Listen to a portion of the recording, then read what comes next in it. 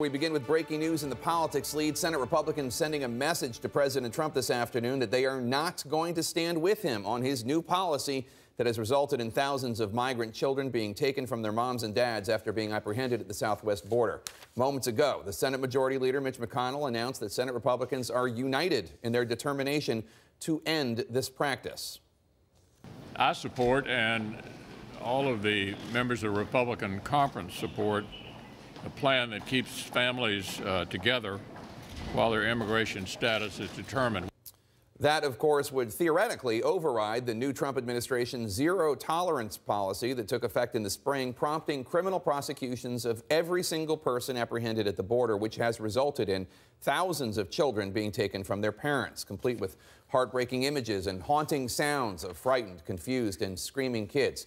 President Trump today, desperately trying to regain control of the story, tried to change the conversation to the larger topic of illegal immigration. Today, President Trump using some of his darkest language yet, perhaps the harshest rhetoric he's used about this issue since the opening day of his campaign, tweeting this morning, quote, "Democrats are the problem. They don't care about crime and want illegal immigrants, no matter how bad they may be, to pour into and infest our country. Like MS-13, they can't win on their terrible policies, so they view them as potential voters." You'll notice the use of the dehumanizing word infest there, applied to undocumented immigrants, part of the president's embrace of the politics of fear and division, talking about the, quote, death and destruction that's been caused by people coming into this country, and suggesting that those of us in the media covering these children impacted by his new policy are helping criminals. They're fake. They are helping these smugglers and these traffickers like nobody would believe. And as if that divisive rhetoric were not enough, Democrats love open borders. Let the whole world come in. Let the whole world, MS-13 gang members from all over the place, come on in. We have open borders. Someday, they're going to vote for Democrats. the problem for President Trump is that even though 58% of Republican voters support his new policy, which prompts these children to be separated from their family, 2/3 of the overall American people, plus many Republican lawmakers, faith leaders, and even former First Lady Laura Bush, well, they do not. The president and his administration defending this policy have lied and obfuscated and told half-truths about it, falsely blaming the new policy on Democrats, falsely denying it exists, and they cannot even seem to be able to get on the same page on some major points about the policy. For instance, whether separating families and the overall zero-tolerance policy is a deterrent for illegal immigration. Here's Attorney General Jeff Sessions last night. Are you considering this a deterrent? I see that the fact that no one was being prosecuted for this as a factor in a 5-fold increase in 4 years in this kind of illegal immigration. So, yes, hopefully people will get the message. So, yes, zero tolerance is intended as a deterrent, says the Attorney General. But just hours before, the Homeland Security Secretary, Kirstjen Nielsen, seemed offended by the very notion. Are you intending for this to play out as it is playing out? Are you intending for parents to be separated from their children? Are you intending to send a message? I find that offensive. No, because why would I ever create a policy that purposely does that? Perhaps it's a deterrent. No. Secretary Nielsen also denied having seen the heartbreaking images of children that have outraged and moved so many Americans, even though it was her agency that released some of the images. So we assume that the Secretary has not heard this audio from ProPublica. ¿De dónde son ustedes? ¿Y tú? Guatemala.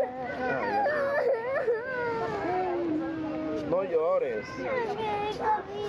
Vas a llegar con... Mira, ella te va a explicar y te va a ayudar. ¿Cierto, consulado? ¿Qué va a pasar con su consulado hoy?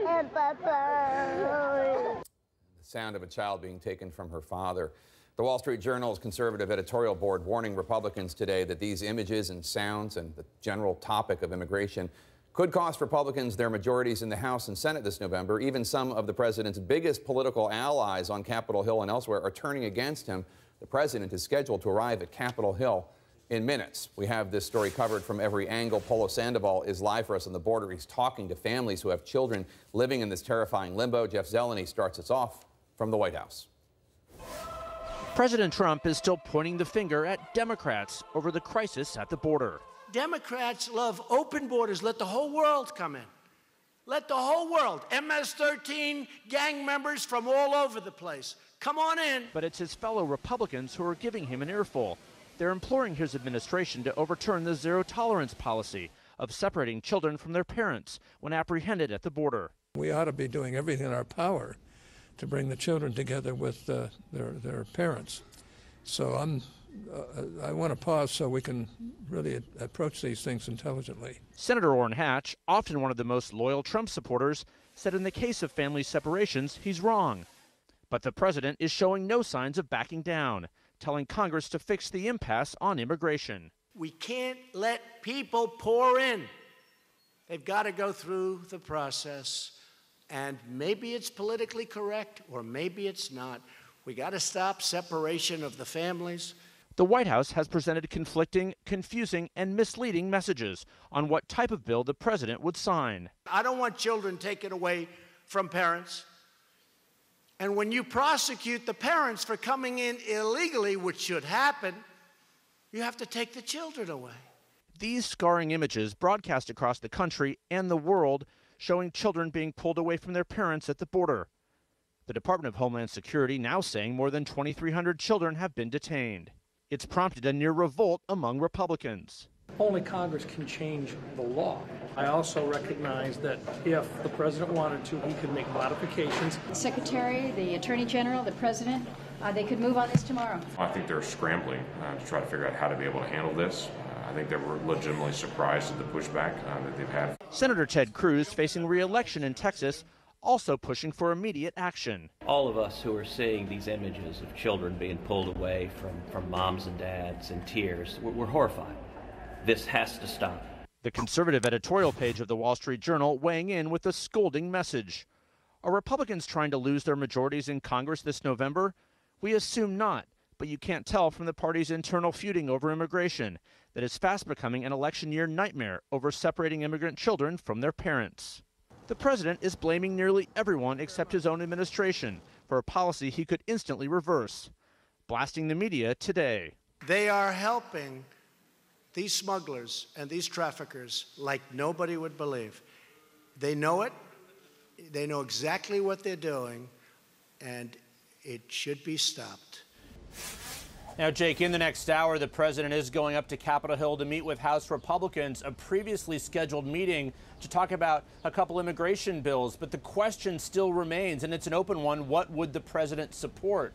Yesterday, officials here at the White House said he does not want a small fix, a narrow fix just on family separation. He wants it part of a larger plan. Of course, that includes the $25 billion for his border wall. Unlikely to get that. But, Jake, the question today, is the president going to get an earful or not? Are representatives like Mia Love, Republican of Utah, going to say this is not a partisan issue, it's not a Republican-Democrat issue, it's a right or wrong issue, as she said in a statement? Oftentimes when the president goes to Capitol Hill, he talks, Republicans listen, and nothing happens. We'll see if that's different today, because children, of course, are at stake. Jake? All right, Jeff Zeleny at the White House, thanks so much. Let me bring in my panel. Mia, let me start with you. Mia, I mean, the president could stop this right now if he wanted to. He could call Jeff Sessions and say, stop this, it's prosecutorial discretion. You don't have to prosecute every single person, and you don't have to separate these families. Capitol Hill can do it. Will they? That's the big question, right? We'll see what comes out of this meeting that the president is going to have on the House side. There are a couple of bills that have been floating around there that some people say would fix this, other people say wouldn't fix this. And then there are any number of bills on the Senate side also floating around.